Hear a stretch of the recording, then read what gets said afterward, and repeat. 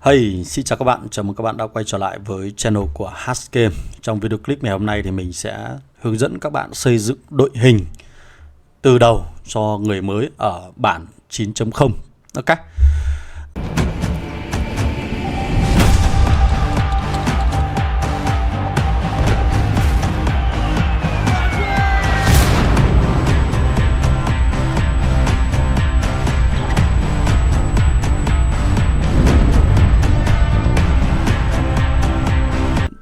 Rồi thì trước khi mà chúng ta bắt đầu vào phần tiếp theo của video clip thì hãy xem các bức ảnh sau đây trước.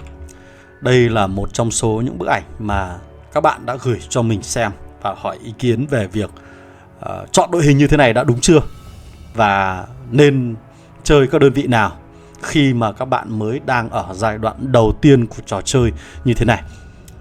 Đây là trường hợp thứ hai. Đó. Và mình đã có rất nhiều video clip hướng dẫn cách lựa chọn các đơn vị và hướng dẫn cách chơi, cũng như là các video clip liên quan đến định hướng xây dựng đội hình rồi. Nhưng có lẽ là có ít người xem quá. Rồi thì đây là những cái câu hỏi rất là phổ biến mà có rất nhiều người đã đăng tải trên các diễn đàn, trên Facebook hoặc là trên các hội nhóm, là đơn vị nào là đơn vị tốt nhất, rồi đội hình nào là đội hình tốt nhất bây giờ, hoặc là thậm chí là tôi có nên đổi một đơn vị 4 sao này lấy một đơn vị 4 sao khác hay không.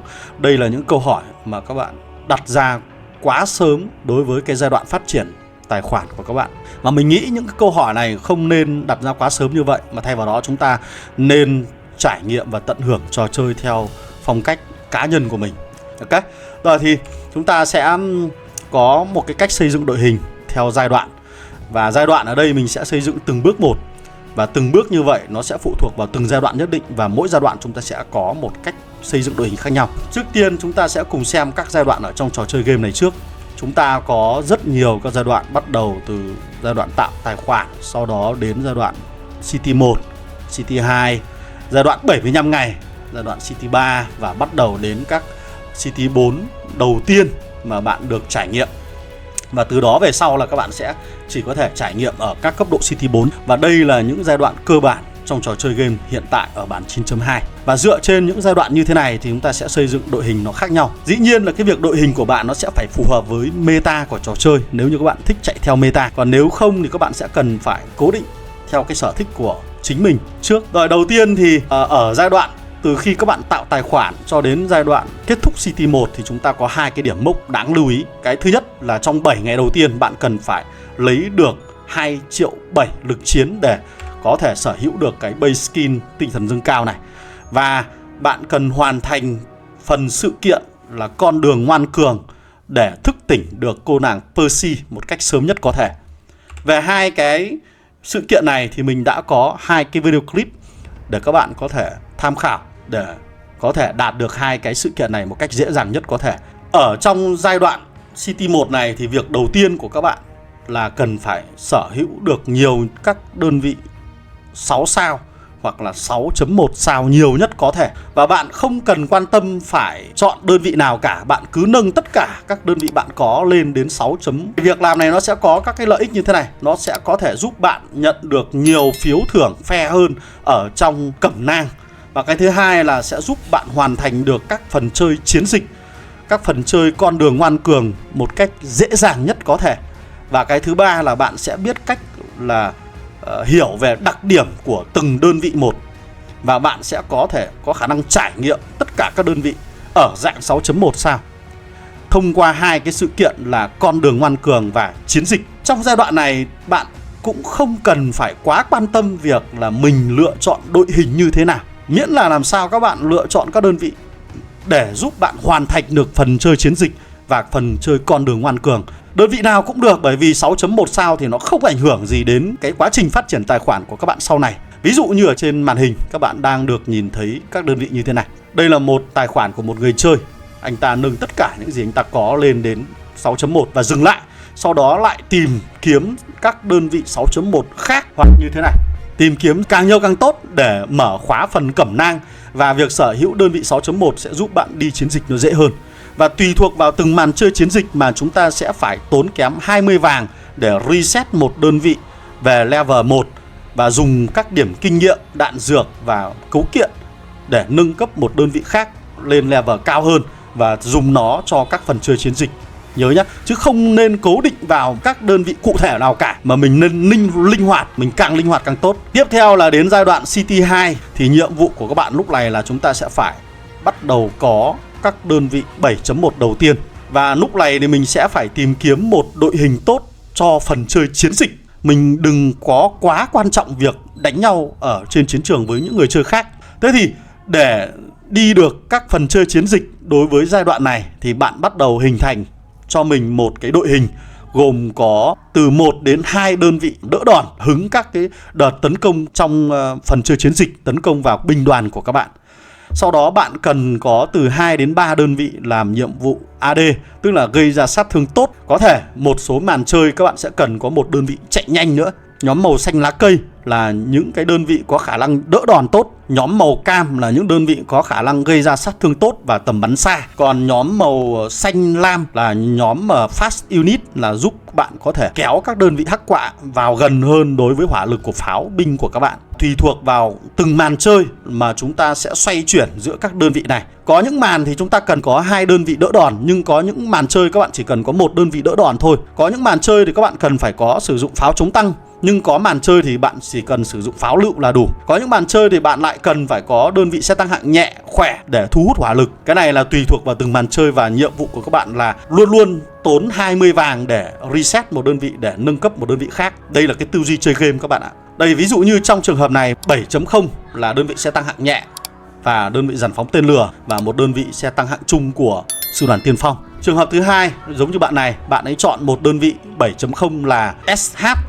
pháo của Liên minh Tự do và xe tăng hạng trung của Đảng Trật tự. Còn tất cả các đơn vị còn lại như các bạn thấy trong kho đồ này đều vẫn đang để ở 6.1 sao. Đây chính là cái kinh nghiệm chơi game các bạn ạ. Hoặc trong trường hợp này thì anh chàng này lại lựa chọn đơn vị xe tăng hạng nặng của Đảng Trật tự, một đơn vị pháo chống tăng và một đơn vị pháo lựu của Liên minh Tự do để nâng đến 7.0. Và toàn bộ kho đồ của anh chàng này như các bạn thấy là không còn một đơn vị 6.1 nào khác hoặc là đơn vị 6.0 nào khác. Tất cả những gì tinh túy nhất là các bạn đã dồn vào cho 3 đơn vị này mất rồi. Rồi, vẫn ở trong cái giai đoạn này thì mình có khuyến cáo các bạn có thể lựa chọn những đơn vị sau đây để nâng cấp lên 7.0 đầu tiên. Đó, ví dụ là đơn vị bộ binh của Đảng Trật tự, đơn vị thứ hai là pháo lựu của Liên minh Tự do, và đơn vị thứ ba là diệt tăng của sư đoàn tiên phong. Đối với 3 đơn vị này thì bộ binh nó có khả năng sống sót tốt và có khả năng giảm sát thương từ kẻ địch gây ra cho binh đoàn của các bạn. Pháo của Liên minh Tự do có tầm bắn xa và phần sát thương nổ tốt. Nó sẽ là những đơn vị gây ra sát thương chính cho binh đoàn của hắc quạ trong các màn chơi chiến dịch. Xe diệt tăng của sư đoàn tiên phong thì nó có hỏa lực tốt và có khả năng xuyên giáp rất cao. Nó giúp cho các bạn vượt qua những màn chơi có những chiếc xe tăng rất cứng. Ngoài ra thì các bạn cần cân nhắc đến việc sử dụng máy bay ném bom của Liên minh Tự do. Bạn cần có một đơn vị máy bay ném bom khỏe và đầu tư vào duy nhất một đơn vị máy bay ném bom này thôi. Bởi vì đơn vị máy bay ném bom này có thể hỗ trợ bạn vượt qua những màn chơi chiến dịch mà có nhiều đơn vị pháo lựu hoặc là dàn phóng tên lửa. Rồi, tiếp theo là đến giai đoạn từ City 2 đến khi kết thúc City 3. Thì trong giai đoạn này nó có một cái cột mốc là giai đoạn 75 ngày. Bởi vì khi mà bước đến 75 ngày thì nó bắt đầu xuất hiện đơn vị hiện đại. Và ở đây có một câu hỏi là đến thời điểm 75 ngày này bạn có một đơn vị hiện đại chưa? Thì ở đây chúng ta sẽ có 2 trường hợp. Nếu như bạn có một đơn vị hiện đại thì có lẽ là cái phần video nên kết thúc ở đây. Còn nếu như bạn vẫn chưa sở hữu được đơn vị hiện đại thì lúc này chúng ta sẽ phải tiếp tục xây dựng cái đội hình của chính mình. Mình sẽ giả sử là các bạn vẫn chưa thể đạt được đơn vị hiện đại. Bởi vì để nâng cấp được lên đơn vị hiện đại, bạn sẽ cần có một đơn vị 7.2 cộng thêm 8 nguyên mẫu của cái phe mà bạn sẽ nâng lên hiện đại. Để sở hữu được 8 cái nguyên mẫu này, ví dụ bạn chơi phe Liên minh Tự do thì cần 8 nguyên mẫu của Liên minh Tự do. Bạn chơi Đảng Trật tự thì cần phải có 8 nguyên mẫu của Đảng Trật tự. Và bạn chơi đơn vị của sư đoàn tiên phong thì bạn sẽ cần phải có 8 cái nguyên mẫu của sư đoàn tiên phong. Ở đây có một bảng quy đổi. Để sở hữu được cái nguyên mẫu này, bạn sẽ phân rã các đơn vị 7 sao trở lên. Với đơn vị 7 sao bạn sẽ có thể nhận được 4 nguyên mẫu. Đơn vị 7.1 là 12 nguyên mẫu và đơn vị 7.2 là 36 nguyên mẫu. Như vậy để sở hữu được 8 8 nguyên mẫu thì bạn sẽ cần phải ít nhất là có 2 đơn vị 7.0. Tổng kết lại là để nâng cấp được lên hiện đại, bạn sẽ cần một đơn vị 7.2 và 2 đơn vị 7.0 của cùng một trại. Mà để sở hữu được cái điều này thì quá khó đối với những người chơi là free to play. Còn những người chơi mà nạp tiền, nạp cực nhiều tiền thì giai đoạn 75 ngày bạn mới có được hiện đại. Còn nếu không thì thông thường các bạn sẽ phải qua cái giai đoạn 75 ngày. Sau giai đoạn 75 ngày thì chúng ta phải vẫn làm gì? Chúng ta không nên dừng lại mà tiếp tục cố gắng tìm kiếm các đơn vị 7.0 của cùng cái đơn vị mà bạn đã chọn từ trước ở giai đoạn CT2 ấy. Giai đoạn CT2 bạn chọn đơn vị 7.0 nào thì tiếp tục bạn tìm kiếm 2 phôi nữa của chính nó ở dạng 7.0 nữa. Các bạn hạn chế như thế này. Ở đây rất nhiều người sai lầm ở cái giai đoạn này là đi tìm kiếm một đơn vị 7.0 khác so với đơn vị mà bạn đã có từ trước đó. Như thế này là sai lầm. Hoặc như thế này cũng là sai lầm. Đó. Hoặc như thế này cũng là sai lầm. Tại sao lại là sai lầm? Ở đây anh chàng này đã có một đơn vị bộ binh của Đảng Trật tự, sau đó anh ta lại đi tìm kiếm một đơn vị pháo của Đảng Trật tự. Sai lầm. Anh ta đang có một đơn vị pháo của Liên minh Tự do, sau đó anh ta lại đi tìm kiếm một đơn vị diệt tăng của Liên minh Tự do ở dạng 7.0. Quá là sai lầm. Anh ta đang có một đơn vị xe tăng hạng nặng của Sư đoàn Tiên Phong, anh ta lại ghép thêm một đơn vị xe tăng hạng siêu nặng của Sư đoàn Tiên Phong. Đây chính là sai lầm. Rất nhiều video clip của mình nhắc về cái sai lầm này rồi. Các bạn nên rút kinh nghiệm. Mà thay vào đó thì mình vẫn tiếp tục đầu tư vào các đơn vị 7.0 mà mình đã có từ trước đó. Đừng tìm kiếm những đơn vị khác. Để mục tiêu của chúng ta là tìm kiếm được một đơn vị 7.1 nhanh nhất có thể.